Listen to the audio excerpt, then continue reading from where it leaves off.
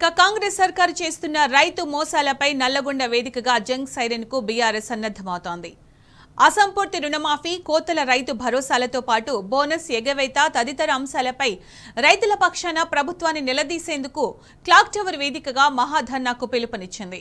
BRS working president KTR ముఖ్య అతిథిగా హాజరు కానున్నారు. రైతు మహాధర్నాకు అడుగడుగునా ప్రభుత్వం అనుమతులు ఇవ్వకుండా ఆటంకాలు సృష్టిస్తున్న బీఆర్ఎస్ హైకోర్టు తలుపు తట్టి అనుమతులు సాధించింది. హైకోర్టు ఆదేశాల మేరకు మంగళవారం ఉదయం 11 గంటల నుంచి మధ్యాహ్నం 2 గంటల వరకు మహాధర్నాకు సిద్ధమైంది. ఈ ధర్నాకు ప్రభుత్వంపై ఆగ్రహంతో ఉన్న రైతులు స్వచ్ఛందంగా తరలివచ్చే సంకేతాలు ఉండడంతో అందుకు అనుగుణంగా బీఆర్ఎస్ నేతలు ఏర్పాట్లలో నిమగ్నమయ్యారు. మాజీ మంత్రి ఎమ్మెల్యే గుంటకండ్ల జగదీష్ రెడ్డి నేతృత్వంలో పార్టీ మాజీ ఎమ్మెల్యేలు, జిల్లా అధ్యక్షులు, ఇతర ముఖ్య నేతలంతా మహాధర్నాపై దృష్టి సారించారు.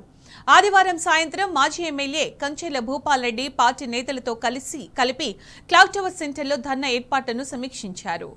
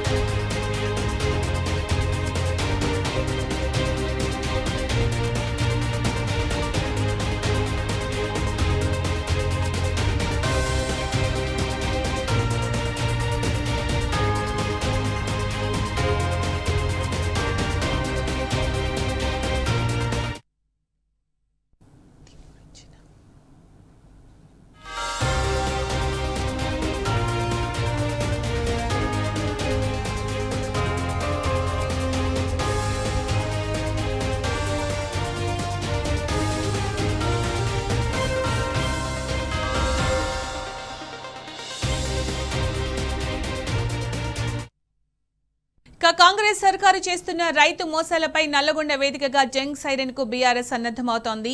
అసంపూర్తి రుణమాఫీ, కోతల రైతు భరోసాలతో పాటు బోనస్ ఎగవేత తదితర అంశాలపై రైతుల పక్షాన ప్రభుత్వాన్ని నిలదీసేందుకు క్లాక్ టవర్ వేదికగా మహాధర్నాకు పిలుపునిచ్చింది. దీనికి సంబంధించి పూర్తి సమాచారం మా ప్రతినిధి రాము అందిస్తున్నారు. బీఆర్ఎస్ వర్కింగ్ ప్రెసిడెంట్ కేటీఆర్ ముఖ్య అతిథిగా రేపు హాజరు కానున్నట్టు తెలుస్తోంది. ధర్నాకి అప్డేట్స్ ఏంటి Ramu? BRS party working president KTR నల్గొండకు వస్తున్నటువంటి నేపథ్యంలో క్యాడర్ లో అయితే నూతన ఉత్తేజం మనకు కనపడతా ఉంది, జోష్ కనపడతా ఉంది.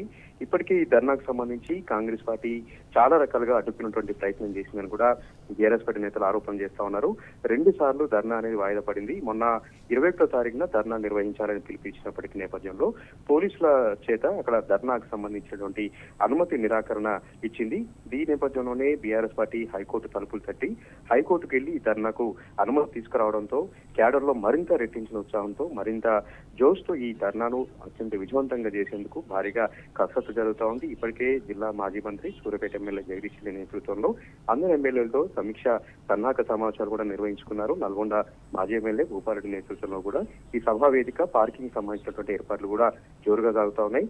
నల్గొండ జిల్లా అంటేనే వ్యవసాయక జిల్లా. నల్గొండ జిల్లాలో దాదాపు 13 లక్షల ఎకరాల ఆయకట్టు ఉంది. దాదాపు 6 లక్షల మంది రైతులు ఉంటారు. ప్రభుత్వం ఏ పథకం తీసుకొచ్చినా కూడా నల్గొండ జిల్లా రైతులు ఎక్కువగా లబ్ధి పొందుతూ ఉంటారు.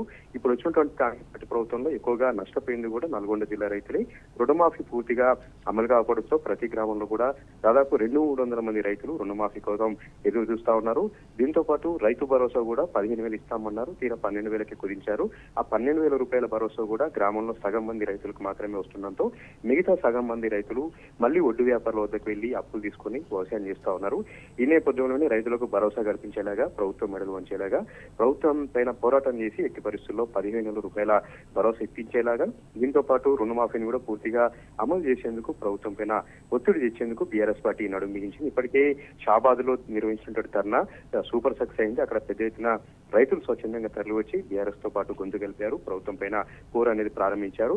రేపు నల్గొండ జిల్లా కేంద్రంలో ధర్నా అనేది మళ్ళీ రెండవ ధర్నా జరగబోతోంది. ఈ ధర్నా కూడా ఉమ్మడి నల్గొండ జిల్లా వ్యాప్తంగా పెద్ద ఎత్తున రైతులు అలాగే రాము, రేపటి మహాధర్నాకి ఎలాంటి ఏర్పాట్లు చేశారు? క్లాక్ టవర్ సెంటర్ వేదికగా పెద్ద ఎత్తున ధర్నాకు సంబంధించిన సంబంధించినటువంటి ఏర్పాట్లు చేస్తా ఉన్నారు. పార్కింగ్ సంబంధించి కూడా వివిధ రూట్ల వారీగా ఏర్పాట్లు చేస్తున్నటువంటి పరిస్థితి కూడా ఉంది. అయితే రైతులైతే స్వచ్ఛందంగా తరలి వస్తా ఉన్నారు. ఎవరికి ఎలాంటి అయితే ఏర్పాట్లు కాకుండా ఎవరికి వారుగా కేటీఆర్ గారు వస్తున్నారు కాబట్టి ప్రభుత్వం పైన మళ్ళొకసారి పోరాటం చేసేలాగా వస్తున్నారని కూడా చెప్తా ఉన్నారు. రేపు 11 గంటలకు ధర్నా ప్రారంభం అవుతుంది. మధ్యాహ్నం 2 గంటల వరకు కూడా కొనసాగుతుంది. ఈ ధర్నా కార్యక్రమంలో ప్రభుత్వం యొక్క రైతు వ్యతిరేక విధానాలు ఎండగట్టడంతో పాటు రైతు భరోసా పూర్తిగా అమలయ్యేంత వరకు మరింత పోరాటాన్ని ఉధృతం చేస్తాం, మరింతగా ఈ కార్యాచరణ రూపొందించేటువంటి అవకాశం ఉంది. దిశానిర్దేశం కూడా చేయబోతున్నారు కాబట్టి క్యాడర్ లో నూతన ఉత్తేజం నెలకొంది. రైతాంగం అయితే చాలా సంతోషపడతా ఉన్నారు. మా తరఫున పోరాటం చేయడానికి కేటీఆర్ గారు వస్తా ఉన్నారు.